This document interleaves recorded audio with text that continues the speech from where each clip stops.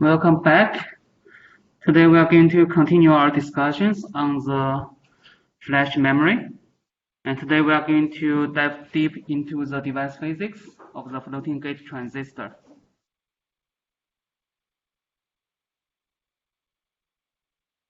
This is the structure for the floating gate transistor. And this is the cornerstone for the flash memories. No matter you are working with like NOR flash or NAND flash. So this is the basic device structure with the floating gate. Of course, when later we talk about the 3D NAND flash, we will introduce another device structure based on the charge trap transistor. But no matter what, the floating gate transistor device physics can apply to the charge trap transistor later as well. So here let's try to look at the floating gate transistor in more details. So here we show the schematic for the conventional MOSFET. You have seen this in your logic transistor. And then the floating gate transistor has one difference in the gate stack. So here we have additional gates in the gate stack. So here we have a floating gate. And between the floating gate and the channel, so here we still have this ternal oxide. So this is another oxide here. And between the floating gate and the top gate, we call it control gate. There's another layer of oxide. So you have two gates here. And then the middle gate is called floating gate because this middle gate has no external terminal. Therefore, it's floating in the middle. So you see the other terminals like source and drain and the control gate, you have external collections. But the floating gate is floating in the middle. So here the principle for the floating gate transistor is based on the charge storage in the floating gate. And here we show two memory states. If you have the state 1, this is called the erased state. So in this case, the floating gate layer has no electrons stored. On the other hand, if we program the floating gate transistor to the 0 state, then in this case, we will have those electrons stored in the floating gate. So here the memory state is differentiated by the stored electrons in the floating gate. And this is still a transistor structure, so you would expect the IDVG curve. And here we show the IDS, that is the current from the drain to source, versus the control gate VCG. So here the voltage is respect to the control gate. This is externally collected. So we apply voltage to the control gate directly. So then here we show the IDS versus VCG. And you can expect a similar IDVG curve for a low-mode transistor.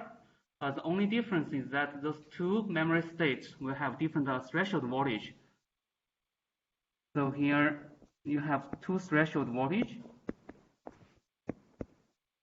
For the one state, this erased state, you have smaller threshold voltage. For the 0 state, you have larger threshold voltage. And here, let me ask the question. So why does this 0 state, this program state, have larger threshold voltage? Any idea? So you see the difference? So here we have electrons in the floating gate. Then why would the threshold voltage become larger if you have the electrons in the floating gate? Any idea? Any simple explanation? So remember, the electrons here are negatively charged, right? So you have negative charge in the gate stack. In other words, you have to apply additional positive voltage on the gate. By the way, so the floating gate transistor here we discussed are all NMOS. This is NMOS, okay? So you apply positive voltage to turn on the channel. And then you need to apply larger control gate voltage, because you need to apply additional like positive charges to bring the electrons in the floating gate. Or in other words, you have to apply additional positive gate voltage to overcome the impact of the negative charges in the floating gate. And then after you overcome this negative charge in the floating gate, the additional voltage can induce the channel inversion. You have negative charges in the channel, so you turn on the transistor. So you need to apply additional positive charge to first compensate the impact from the negative charge in the floating gate. So that's why here you have larger threshold voltage. And here we see those two states, and when you read out the memory state, then what you need to do is to bias the control gate voltage somewhere in the middle. So if this is your read voltage, if you bias your control gate to this way read, then you can detect the drain current, right? So if it's in the erased state, you will have large current detected at the drain. If it's in the program state or this zero state, so here the read voltage is below the threshold, so you have very minimal sub-threshold current, then the current is very small. So you can detect the difference in the readout current, and that readout current may discharge your bit line. Therefore, your bit line may have different decaying rates. Then your sense amp at the end of the bit line can detect whether this is a 0 or 1. So basically, this is the principle of the floating gate transistor. To summarize, so the memory state is determined by the stored electrons in the floating gate. If you have electrons in the floating gate, then this is called program state. You have larger threshold voltage. And if you erase all the electrons from the floating gate, you then have the one state. Any questions here? Yes?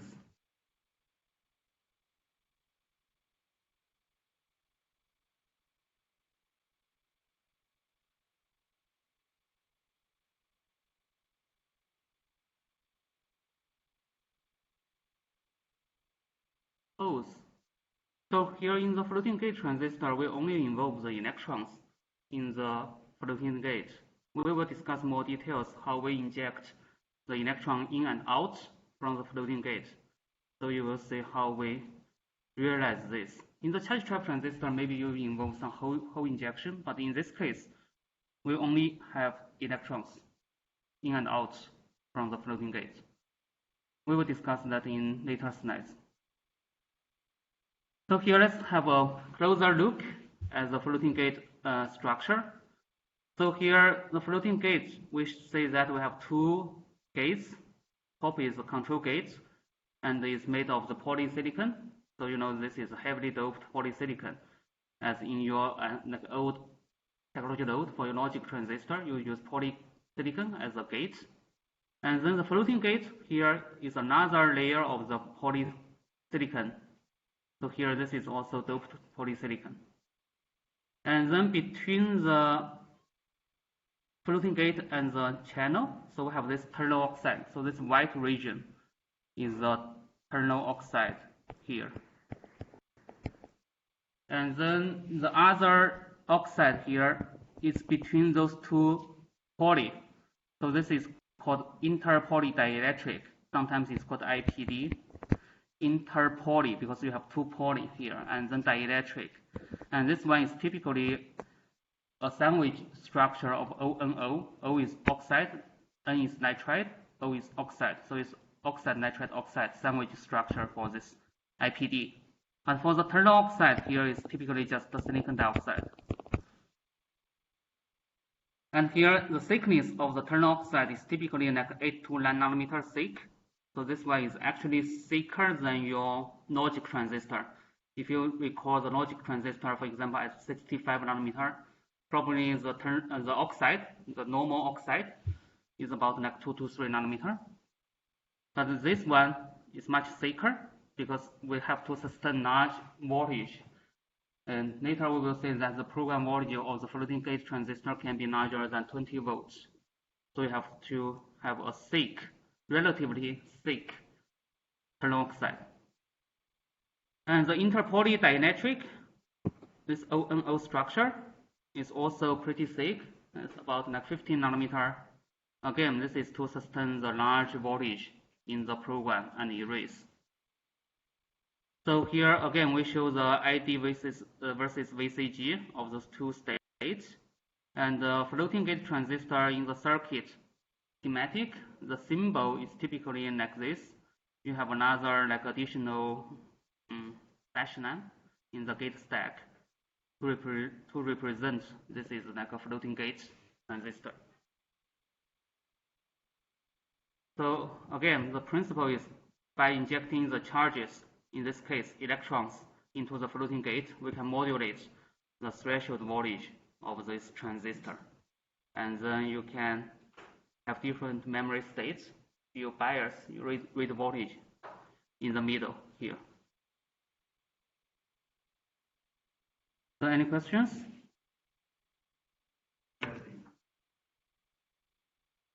Yes.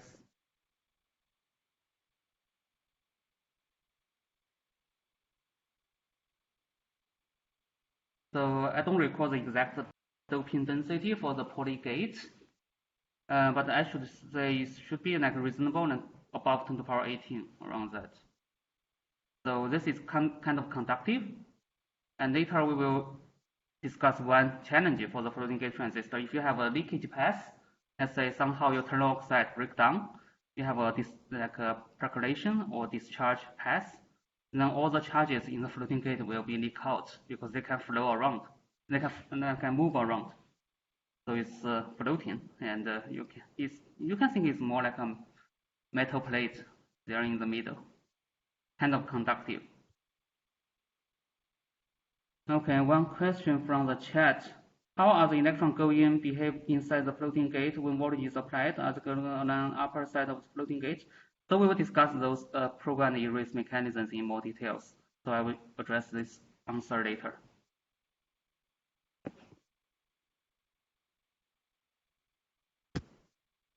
So okay, so then let's discuss some more details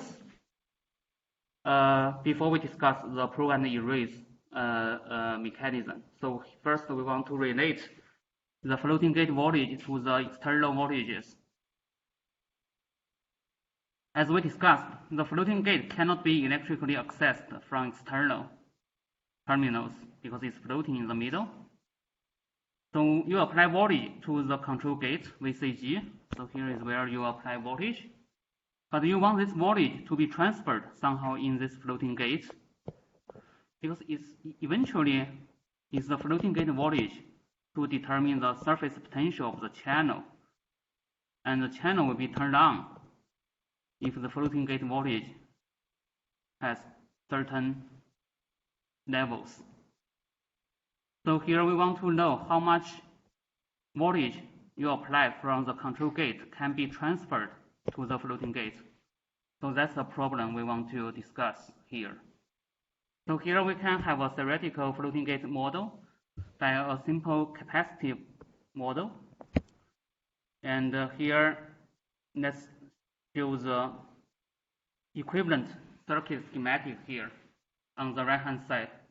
So here you see this is the floating gate, and you can make it like a capacitive structure because between those terminals you all have capacitance, right? So for example, between the control gate and floating gate you have this interpoly dielectric. So this one will give you the capacitance because it's like two metal plates separated by the interpoly dielectric. So you have the CK represent that capacitance. And then your floating gate will be coupled to the channel. So you have the tungsten oxide. This one will give you tungsten oxide will give you the CG. This is like your normal gate capacitance. And you have the fringing field from the floating gate to the source and to the channel. So you have the CS and CD. This is like your regular CGS and CGD. So here you have this kind of equivalent circuit. So the floating gate is capacitively coupled to the control gate, to the source, to the drain, and then to the channel. So next, let's have some derivations, simple derivations, based on this circuit schematic. So again, here let's assume the Vs equals to Vb equals to Vb. Vb is the substrate body bias. So basically here, those are all grounded. And then here we want to apply voltage to the VCG. So those are like grounded. So here you still have Vb from the channel, so grounded. So here we apply voltage to the VCG and we want to know what is the VFG, floating gate voltage. So here we can think there will be charges on the floating gate, and the amount of charges is QFG. So this QFG equals to what? So QFG equals to all the charges contributed by those capacitors, right?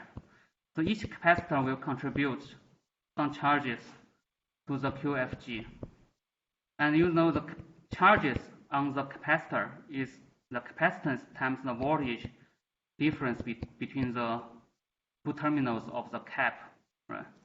So QFG first is the difference between the VCG and VFG.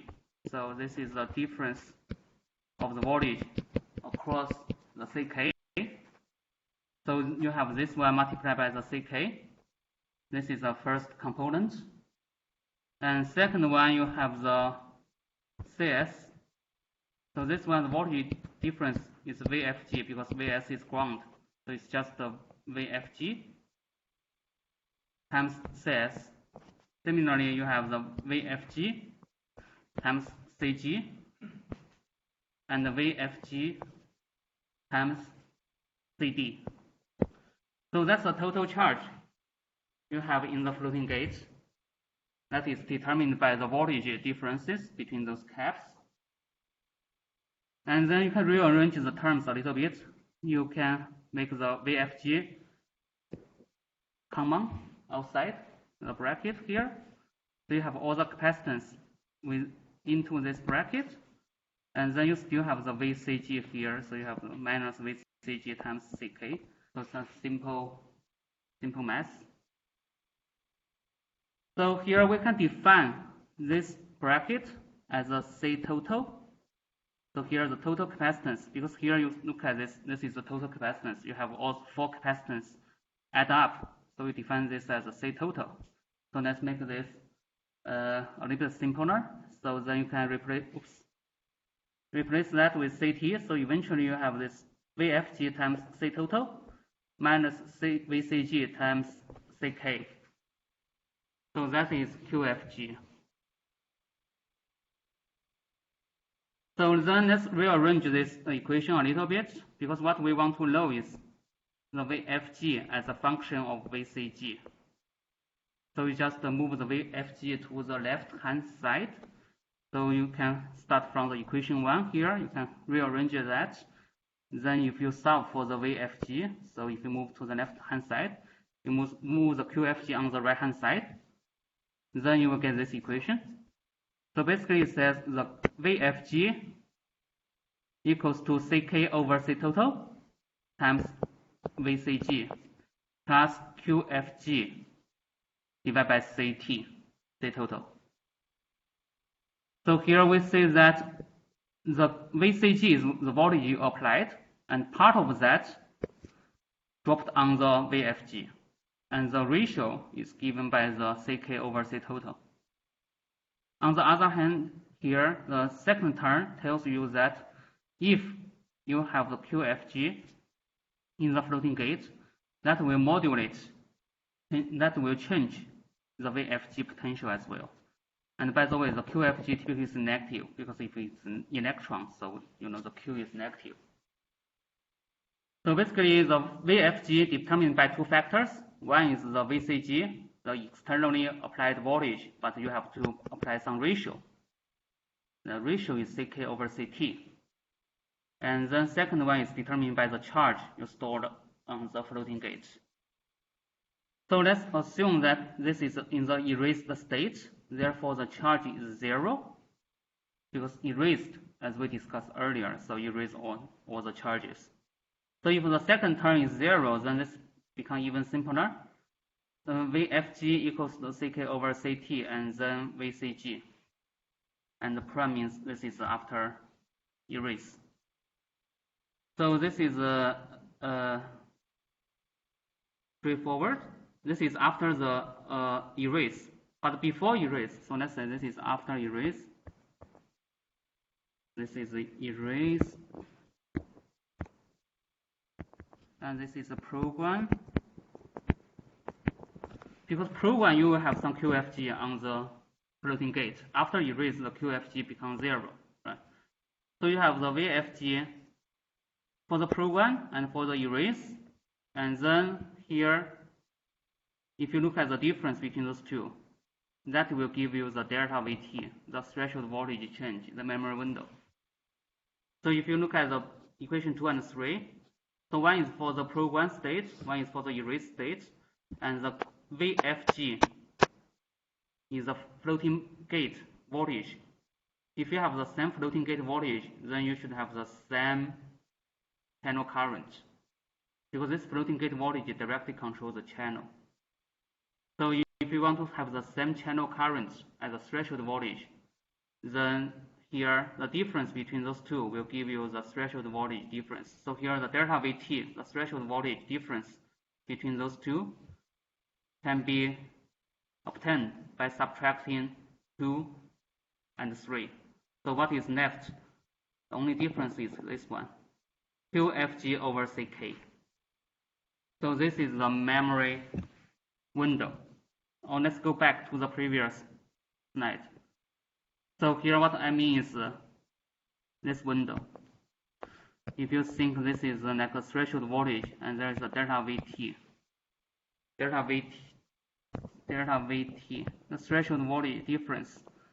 So this is called the memory window because you have the difference in the threshold voltage in those two states. And here I analytically express this delta VT as here QFG divided by CK. So basically this is determined by how much charge you have in the floating gate divided by the CK. So here the CK matters. The inter-poly dielectric cap matters. And again here we want to define this ratio as the alpha CG. This is called the gate coupling ratio, defined by CK over CT. Because this one tells you how much the control gate voltage is coupled to the floating gate voltage. Or in other words, if we apply 20 volts on the control gate, not those 20 volts will be transferred to the floating gate. Only a portion of that, maybe 10 volts, will be applied to the floating gate. So that is the alpha CG. Okay, so any questions on this slide? Some simple derivation from this capacitor model. Alright, so here let's show some experimental results. If we want to determine the gate coupling ratio from the experiments, what we can do is to make a floating gate transistor, this is for the flash, and then we can make a dummy structure with a regular MOSFET. So here we have the same dimensions between those two structures. The only difference is that the flash structure has a floating gate and the regular MOSFET does not have the floating gate. Other than that, all the W over L and the other gate oxide thickness will be the same. It's like the regular MOS cap will have the same thickness as the ternal oxide thickness in the floating gate. So basically, this is a dummy test structure. And if we measure the IDVG, this is in the log scale, so we will obtain the alpha CG from these experiments. So let's do that. So here, equation 6, this is from the previous slide. We can assume there's a change in the floating gate voltage that is determined by the alpha CG, the coupling ratio, times the change in the control gate. So here again, we assume that this is in the erased state. So we don't have the 2FG in the equation. So this is for the erased. And here, let's look at the figure here. From the test structure, the dummy cell, we can have the delta VFG the same as the delta VG of the dummy cell. This is because in the dummy cell, that's a regular MOSFET. You don't have the control gate. So you apply voltage directly to the gate, and that gate you can think is a floating gate because you have the same test structure. So the only difference between the dummy gate and the dummy MOSFET and flash is that the MOSFET does not have the control gate. It just have one gate, and that gate is floating gate. So here then you can express the alpha CG to be the delta V. So you just move this term around to this side.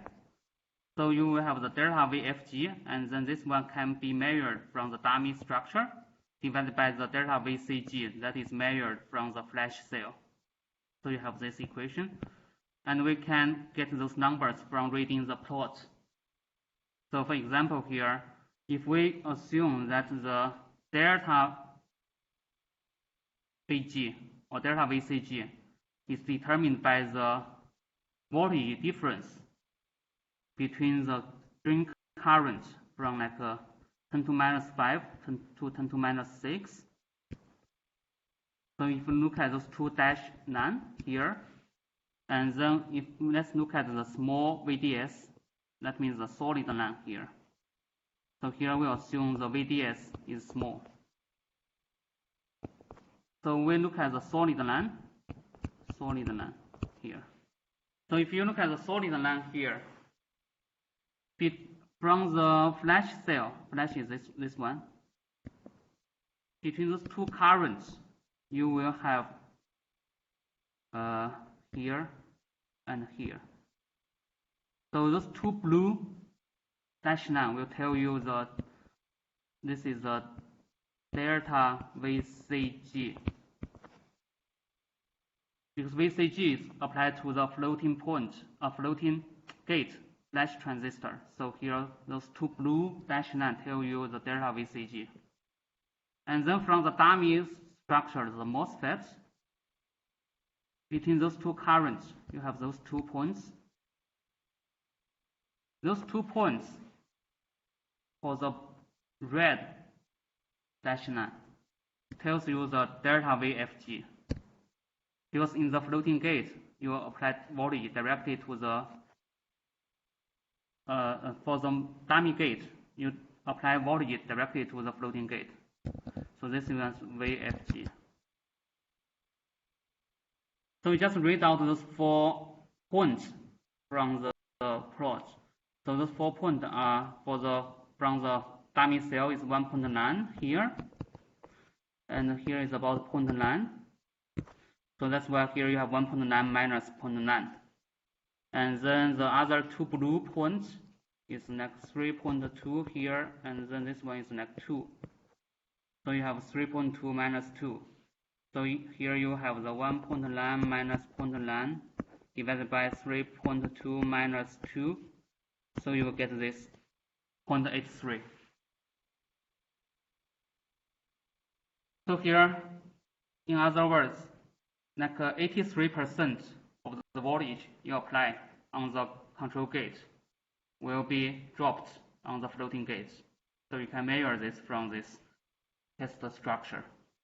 So the test structure, the trick is that you make a dummy cell that one does not have the control gate, so you only have like the floating gate, so it's like a regular MOSFET, you only have that gate.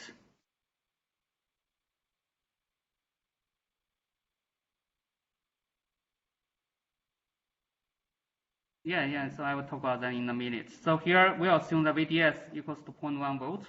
This is a very small VDS because in this example, we want to determine the gate coupling ratio. We don't want the drain to influence the floating gate potential. And we will talk about in the next minute.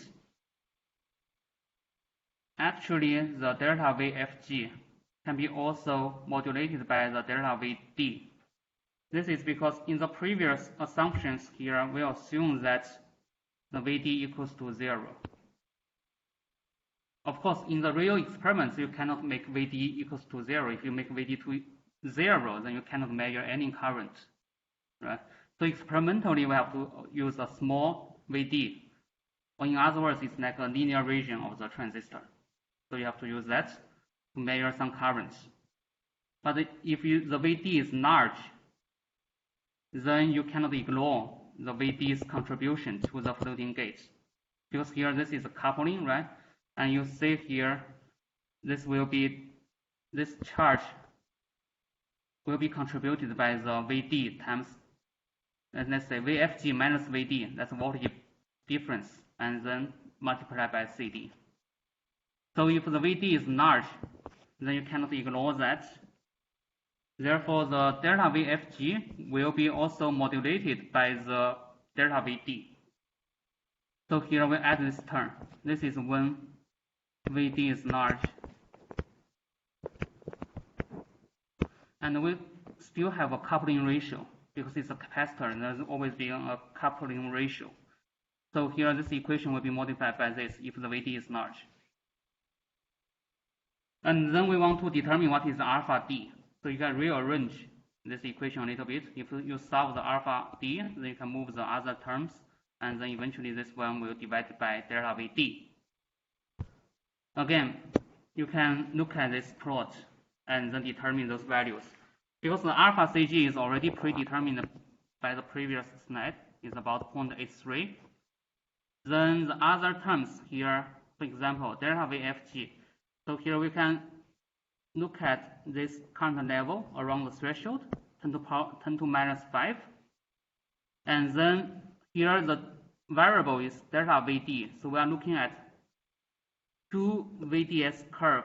So between the 0.1 volt, this is small, and 2 volt, this is large. So we look at so here the difference between the dashed line and the solid line. So here, if you look at the dashed line and solid line for the dummy gate, dummy structure, you have those 2 points, those 2 blue dashed line here, 2 points. And from the flash cell, you will look at these 2 points. This will give you from the flash cell, it will give you a delta VCG. And from the dummy cell, it will give you the delta VFG. So here, if you read those roughly, it's like 3.1 here and 2.1 here, and then this is about 1.7, and this is about 1.1. So you have those 4 points, and then the delta VD is when you change from the small VD to the large VD, and here we change from 0.1 to 2 volt. So that's why you have 2 minus 0.1 in the denominator. So if you plug in the numbers and then do some calculations, then eventually you will get this alpha D is like 0.12. So eventually, if you look at this one, from this example, okay, it's about 0.83 delta VCG plus 0.12 delta VD. If you plug in the numbers for those two ratios. So here, a good design will try to maximize the alpha CG and minimize alpha D. So you want this one to be large, close to 1, close to 1, and this one to be small, close to 0.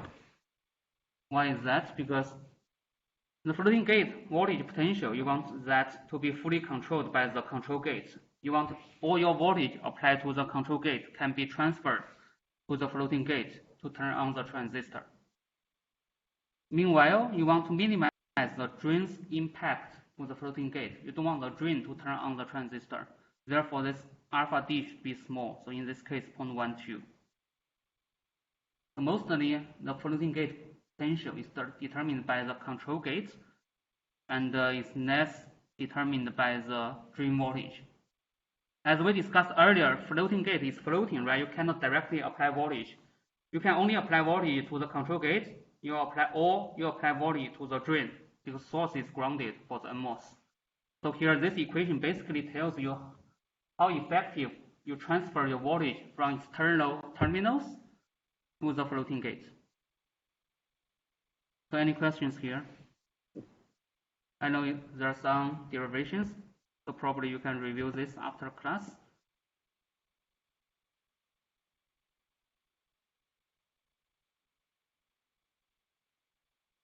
All right, so let's move on.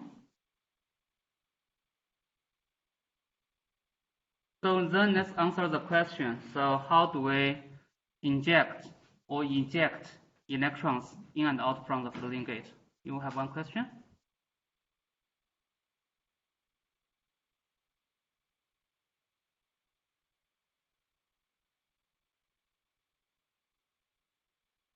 So your question is regarding the body bias. So typically we don't apply any body bias. It's grounded, so you can ignore the VB. Of course, if you apply body bias, that may also affect the delta VFG. But normally for the NMOS, the body is grounded. Okay, so let's look at the program erase mechanisms. And this is how we inject the electrons into the floating gate for the program. And the first mechanism is called channel hot electron, CHE. So in this case, this is the typical bias condition you want to apply. As we discussed, you can only apply voltage to the VCG and VD. But you still want the electrons go into the floating gate. So in this case, you have a large voltage on the drain. So you have the current flow. And the electrons, coming from the source, right? And as they travel along the channel, so because here we have large enough drain voltage, so this will have the so-called impact ionization. So the electrons may have some probability to be redirected to the vertical direction. Most of the electrons will continue to move to the drain, but there is a very small portion of electrons may have enough energy to jump over the oxide, the ternal oxide, and then this can be injected into the floating gate.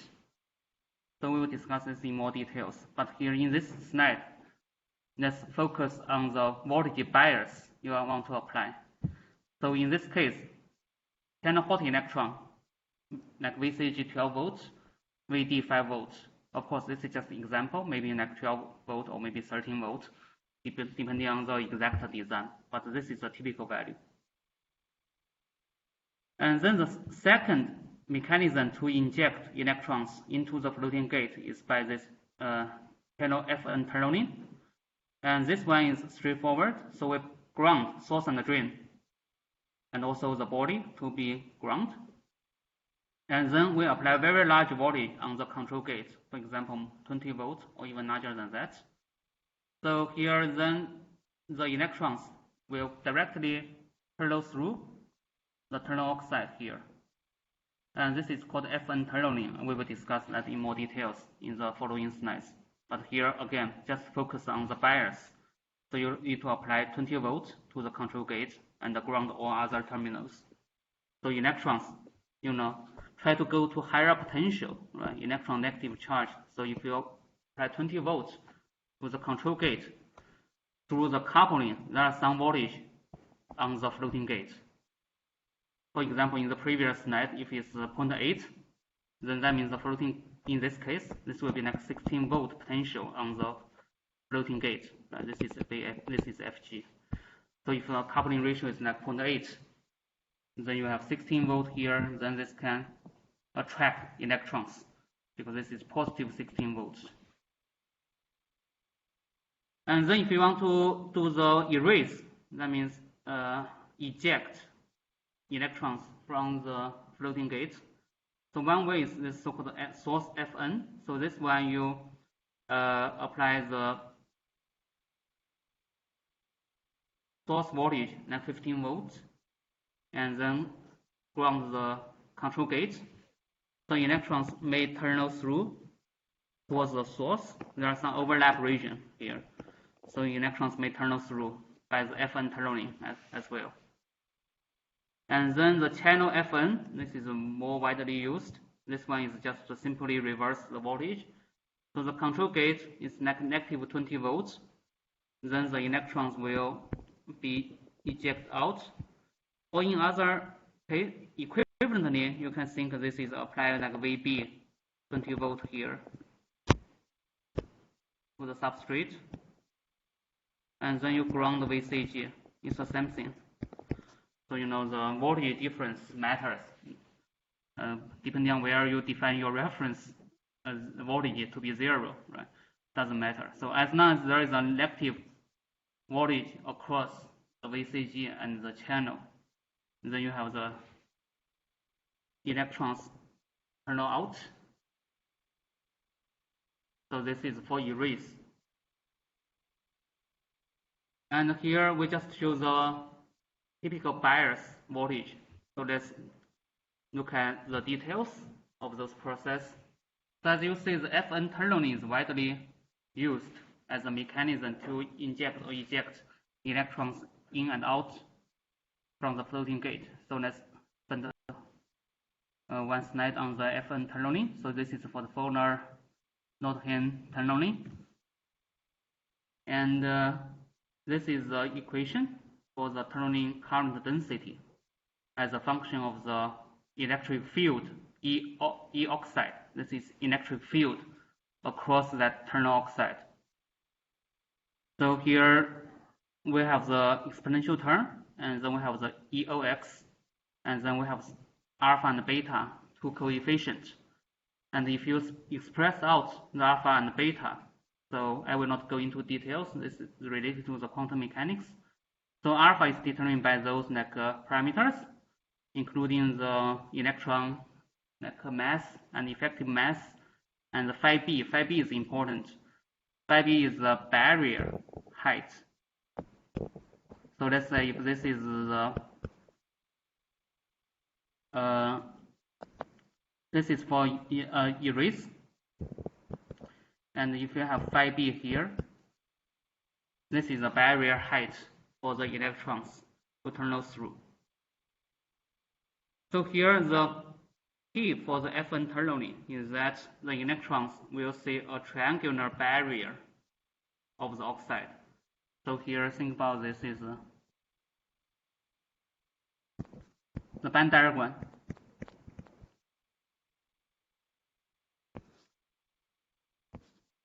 So this side is silicon, this side is also silicon, and here is silicon dioxide oxide. So here, if you apply positive voltage, as we discussed earlier, always all positive voltage will bend down the band. So you will apply the positive voltage. So in this case, I believe it's the erase voltage to the substrate. Then you will bend down the band. And electrons here will tend to turn out through this triangular barrier. So here the electrons will see this. Let me make it more steep.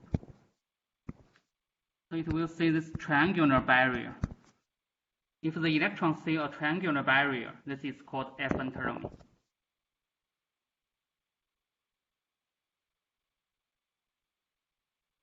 And here, I also want to explain why in the floating gate transistor mostly involve the electron, not the holes. The reason is simple. Here, the phi b for the electron to terminal. In this case, you see this height is 3.1 electron volts if you look at the height. And similarly, you can think a hole may tunnel through this one. That's true. So hole may tunnel through.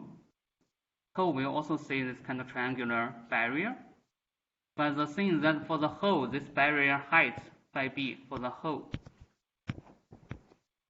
is 3.8 eV. And this is very sensitive to the barrier height because it's exponential term. And then the electrons are much easier to tunnel through than holes in this band structure. So that's why in the floating gate transistor, mostly we have electrons there.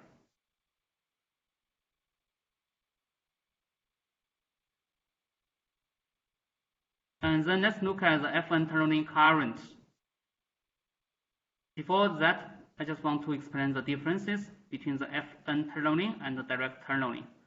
So in the FN tunneling, typically the oxide is thick, relatively thick. Therefore, the electrons will see this triangular barrier.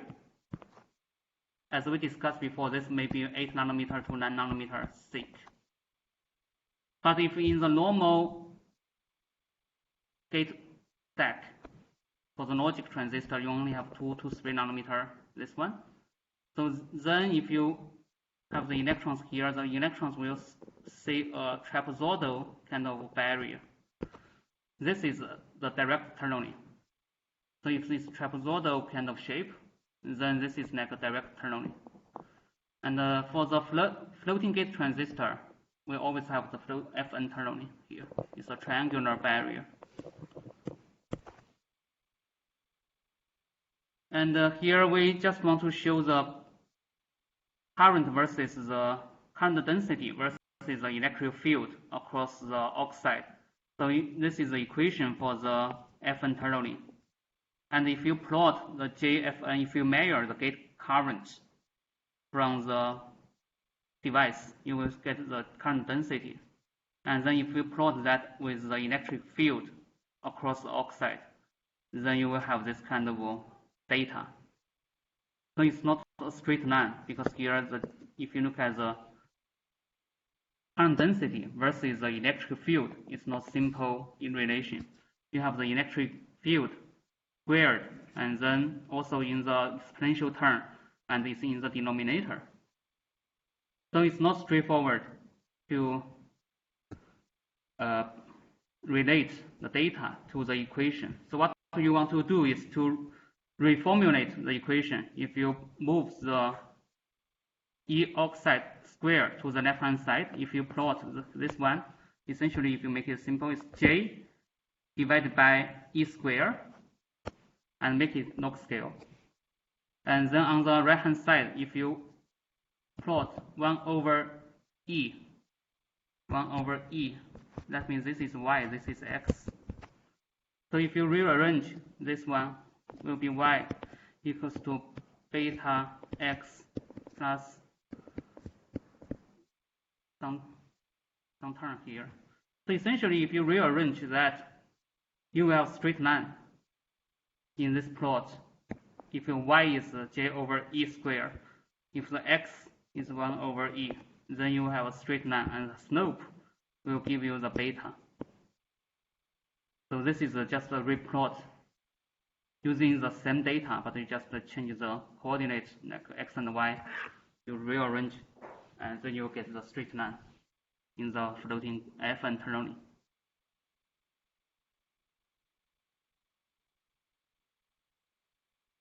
So let's look at the requirement for the ternal oxide, because this current will go through the ternal oxide.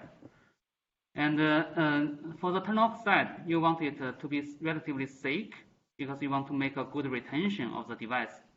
You don't want the charges to leak out in the retention mode. If you want like 10 years retention time, you can calculate what is the current density from the ternal oxide. You need like less than 10 to minus 16 ampere per centimeter square. This is the current density. And during the programming, then you do want the electrons in and out, right? So if your programming, for example, is 1 microsecond, then probably you need larger than 1 ampere per centimeter square gate current. So if you look at the differences here, you need 10 to the power 16 orders, like 16 orders of magnitude difference in the internal current. This is when you change the voltage from like close to 0 to your program voltage. So if you look at the scale here, this one may give you this kind of nonlinearity you need in the current versus voltage, right?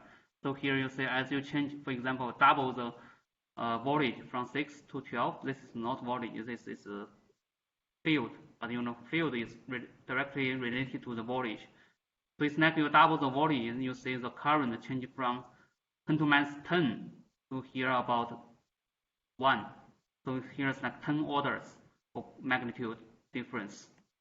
So the key is that you need a very strong nonlinearity here by changing small voltage, not really small, maybe let's say 10 volts.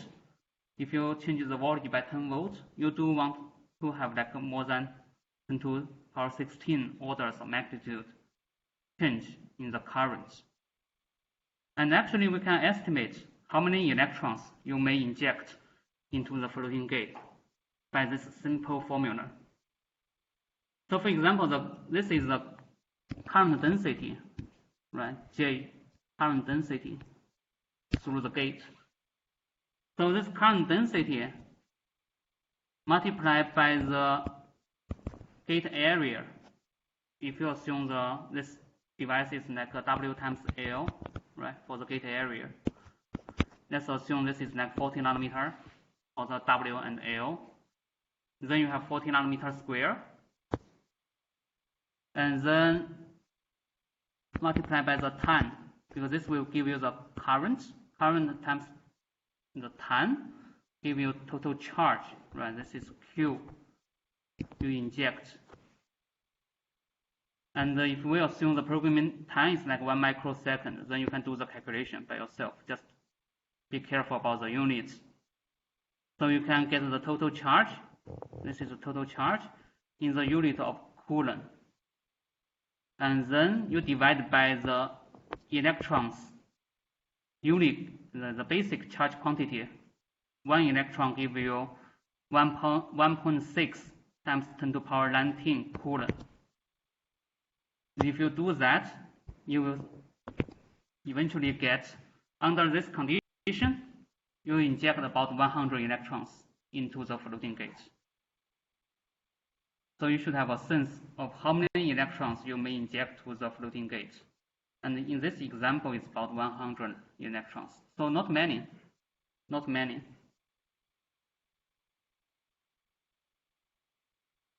And this is true for advanced flash. Even in the 2D flash, you only have like tens of electrons injected.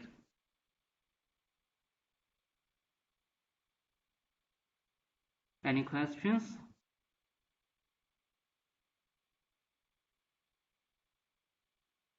So I already addressed the question, do we have any hose injection inside the floating gate? The answer is no in the floating gate transistor. But later when we talk about the more advanced charge trap, the answer is yes, because in that case, the band structure will be changed. But in this floating gate transistor case, with the polysilicon as a floating gate and silicon dioxide as a barrier for the ternal oxide, the answer is no. Okay, so then let's look at the other mechanism. This is the channel hot electrons, and this one is widely used in the low flash. So here, this is another way to inject electrons into the floating gate. And as we discussed, you will have a bias roughly like this, like 12 volts. This is like 5 volts or 6 volts. So basically, you have large currents flowing through the channel. So you have many electrons travel. And if you draw the band diagram along the AA direction, that is along the channel from the source to the drain. Because you have large drain voltage, so you push down the drain's band a lot. So the electrons will flow. As we discussed before, electrons like water, right, try to go to lower potential.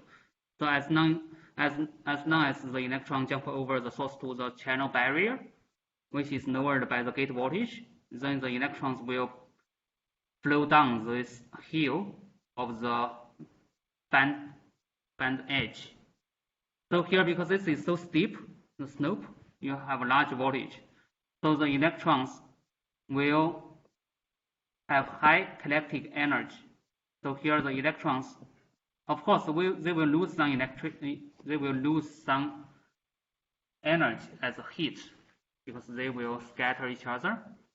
But still, the electrons here, you have large field to accelerate the electrons from the source to the drain. So the electrons get large enough kinetic energy. So basically, in the energy band diagram, the distance between the, let's say, the electron's energy to the edge of the band, this is your Ke, kinetic energy. Because at the band edge, that is your potential energy. You know, energy has two components. One is kinetic energy, one is potential energy. But anyway, so here basically the electrons will gain large enough kinetic energy. So the electrons is higher than the band edge. If the electron is higher than the band edge, this is from the AA direction. If you look at from the BB direction, that is through the gate, to the channel, then if you draw the band diagram, so it's like this is the kinetic energy of the electron. And this one may be higher than the barrier height, as we discussed before, this phi b. If this is higher than the phi b, then from the BB direction, the electrons may jump over the barrier along the BB direction to the floating gate. So this is called the lucky electron to jump over the floating gate. And this becomes the charges that are injected to the floating gate. This is like your floating gate. And this is called channel hot electron. It's called hot because you get a lot of kinetic energy as the electrons travel from the source to the drain. And the kinetic energy can be measured by the temperature. So it's like the carriers, in this case, electrons become hot. Therefore, they have large enough kinetic energy to jump over the barrier of the tungsten oxide. And we will see that this is a very low probability, actually, for the electrons to become lucky. So here we show the measured ID and also gate current for NMOS transistor. So here, this is normal, like on the left-hand side, this is ID. This is what you normally measure versus the VGS, VG. And this is in the log scale. This is what you normally measure. And you can also measure the gate current. So in the normal logic transistor, the gate current is very small. This is typically true if your gate voltage is below like 1 volt. For your logic operation, yes, then the current is not measurable. But if the gate voltage, in this case, you sweep to 6 volts, of course, normal logic transistor already break down. But for the floating gate transistor, because you have thick oxide, so you can sustain the gate voltage. And then if you measure the current, gate current, you will see that the gate current actually increases. It's still small, like 10 to minus 10. But it's measurable in this case. So this gate current is what you measured from the gate. This is due to the electrons jumping into the floating gate. And if you look at the current ratio here, if you bias that to like 6 volts, you may have like 10 to minus 10 ampere of the current, but the drain current is already above like 10 to minus 3. So still, the ratio is very small, typically 10 to minus 6 to 10 to minus 8 between the gate current versus the drain current. So in other words, you have a lot of electrons moving from source to the drain. That is your drain current, right? And only a very small portion of that can be injected to the floating gate. The probability is so low, so here is like 1 out of 1 million electrons can go to the gate. Majority of the electrons still go to the drain. Only a very, very small portion will go to the gate. So here, those are the typical values. For example, if in this case, the drain bias at 2 milliamp, 2 times 10 to minus 3 ampere, and the gate current is only 50 picoamp. So you see this is 2 milliamp and only 50 picoamp current go to the gate. But still, this gate current is higher than the FN telonium current. FN telonium current is even smaller. It's less than picoamp. But there's a key difference. The efficiency, program efficiency of the channel hot electron is so low. Because here you pass like 2 milliamp. This 2 milliamp is basically a waste of the power. You don't need the drain current, right? In this operation, your intention is to inject the electrons into the floating gate, but you have to pass a large current to the drain, like 2 milliamp, and only 50 picoamp goes to the gate. So the efficiency is very low. But for the floating gate, for the FN telonium, although this current is small, but the efficiency is close to 100%. Why is that? All the electrons from the substrate or the channel goes to the floating gate because you only have the vertical movement of the current in the FN telonium case.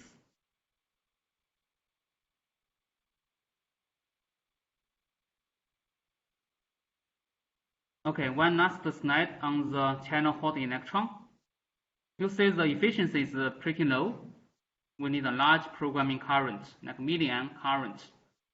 So this is not very good. One way to improve that is so-called this source side injection, SSI. And this is widely used in the split gate flash. That is for E-flash, embedded flash. And this is typically like 1.5T. I will show you why this is 1.5 transistor. Split gate flash. This is for the E-flash on the chip. So we don't discuss too much on the E-flash. So most of the materials in this section is on the standalone flash because mostly your flash is for your standalone memory, like your SSD. But still, there are options to make flash on the logic chip. So this is the E-flash, embedded flash. You recall the embedded DRAM, right? So this is embedded flash. It's a niche market, but you may find the E-flash in like your microcontroller. You need to store your code in the MCU, so you still need the E-flash. And also E-flash, you may find that in many applications in the automotive electronics in your car, you need to store some code in the controller. Anyway, so here. This is an improved version of the channel hot electron. So here we see the process. Actually, you can divide the process into 2 steps.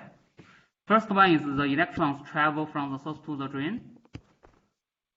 And here you want to have a high VD to accelerate the electron to have enough kinetic energy. So you want to apply large VD and small VG because you want electrons mostly go horizontally to be accelerated.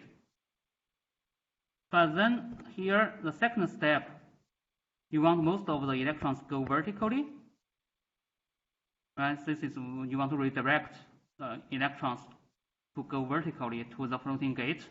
So you want high Vg and low Vd. You don't want the electrons go to the drain anymore. Of course, you see this is a conflict, right? The first one relates to the electron generation rate. The second one is the collection efficiency. First, you want to generate many electrons. And second, you want to collect those electrons into the floating gate.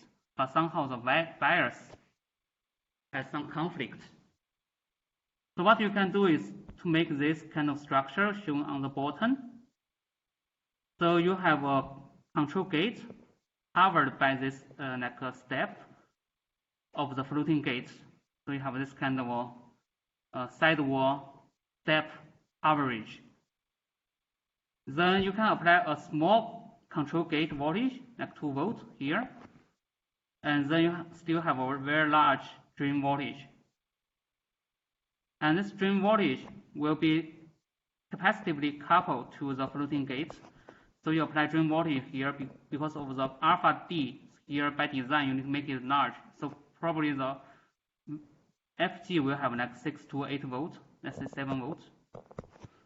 So you cannot apply 7 volts directly to the floating gate. You apply 10 volts to the drain, and you hope this can be capacitively coupled to the floating gate, 7 volts. So in this case, the electrons will firstly see a small gate voltage and then relatively large drain voltage, so it will horizontally move. Once they come here, then it will see a relatively large floating gate voltage. So then it can redirect to the floating gate. Of course, there's still many electrons will go to the drain, but at least in this case, the collection efficiency can be improved. If you draw the electric field and like a distribution across the channel, this is red one is a natural field. You will have natural field here large, and then vertical field, you want the vertical field even larger in this region under the floating gate. So this is how you improve the efficiency. From the gate current versus drain voltage, this is what we can observe. For the normal CHE, we have seen that you have to bias gate voltage to 6 volts or 8 volts.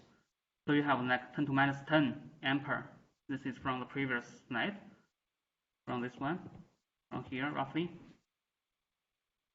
But if you do this source side injection by this split gate, this is what you can do. You can bias your gate voltage to the control gate, like 2 volts. You can reach much higher gate current.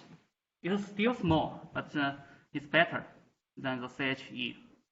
So this one can improve the efficiency, and you pay like 0.5 AL. If this is like your AL, then you pay like additional like 0.5 AL to the control gate.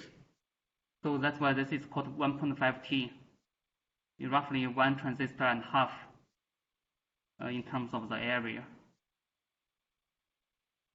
So any questions?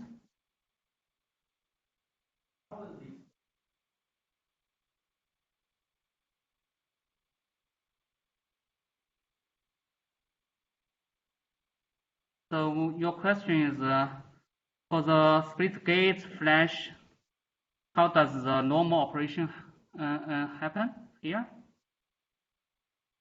So still, the program is like this, right? And then erase, you will still have like for the erase, actually you can erase from, in this case, I don't want to go to the details, but you can erase from the control gate. You can apply like 15 volts to the control gate because in this case, the overlap between the FG and CG is enhanced, so the electrons can leak through the control gate. In this case, I didn't go to the details. And then for the read operation is the same as before. So you apply like some voltage in the middle to the control gate. You can still differentiate the read current from the drain. So here only the program erase will be a little bit different from the conventional like low flash. This is also kind of low flash. This is kind of low flash. So the erase and program erase will be a little bit different, and the read will be the same as before. So let me check what time is it now. Well, we only have 5 minutes. So let me start this conversation and we can continue next time. Now we want to talk about the low versus the LAN. And both are flash memory. The difference, and both of them use now we talk about the standalone flash. So both of them will have the regular floating gate transistor structure. The difference is how they are organized in the array. So the transistor is the same transistor. So here in the low flash, this is the array architecture. So here we have one LAN that controls the control gate. And then the bit LAN is attached to one of the terminal of the source or drain, depending on the voltage potential, source and drain, depending on the potential. Let's say you have the drain attached to the bit LAN. And then the other side, the source, all of them in this section will be collected by the source LAN. This is a common source LAN. So here, if you look at this node array architecture, this may remind you to something. Do you think this is similar to something we discussed before? This is like the DRAM, right? If you think this transistor, you add another like a capacitor to this side, for example, then this connect to the common plates. Then this is the same as a DRAM, right? So since this is like a DRAM, so this is like a run. So you can do the random access with a low flash. And then for the LAN flash, this is different, okay? So in this case, you have a string of the floating gate transistors in series. So here you have a string. So those floating gate transistors are in series. And then you have one LAN, of course, controls the control gate. And then at the end of the string, you have two normal transistors as a selection. So they have different names. Then you can call the top one as a string select, bottom one as a ground select, or you can call this is top select, this is bottom select. But anyways, you have two transistors, normal transistor, to select that string. And then for the string select here, the other side you attach to the bit LAN. And for the ground select, the other side you attach to the common source LAN. So here the LAN flash, you have very different collection. And you may wonder why this is called node, this is called NAND, right? This may remind you this is like a low structure, if you think this is like NMOS, as we discussed, all the flash transistors are NMOS. So if you recall the NMOS logic, the logic for the CMOS, your pull-down network, if you have, let's say, a low gate, how does it look like? It's something like this, right? You have two PMOS. So for the pull-down network, this is no, right? So this means those transistors are in parallel. So here, those transistors are in parallel, right? Those floating gate transistors are in parallel. It's the same as a logic pull-down network. For the NAND, those transistors are in series, right? This is NMOS pull-down. Of course, you have the PMOS. I don't want to draw that. But for the pull-down, you have the LAN in this case. So that's why this is called NAND. Of course, this is for memory. This is not the same as the CMOS logic, but this is how the name comes from. Let me see. Time is up, so I will stop here. So next lecture we will start from the law directly. Any last minute question? So one question from the chat: direct tunneling is not sufficient for such injection. So direct tunneling, yes, is sufficient. Actually, direct tunneling has much higher density, current density, but you cannot use that because the direct tunneling means the oxide is very thin. If you apply large voltage, then it may break down easily.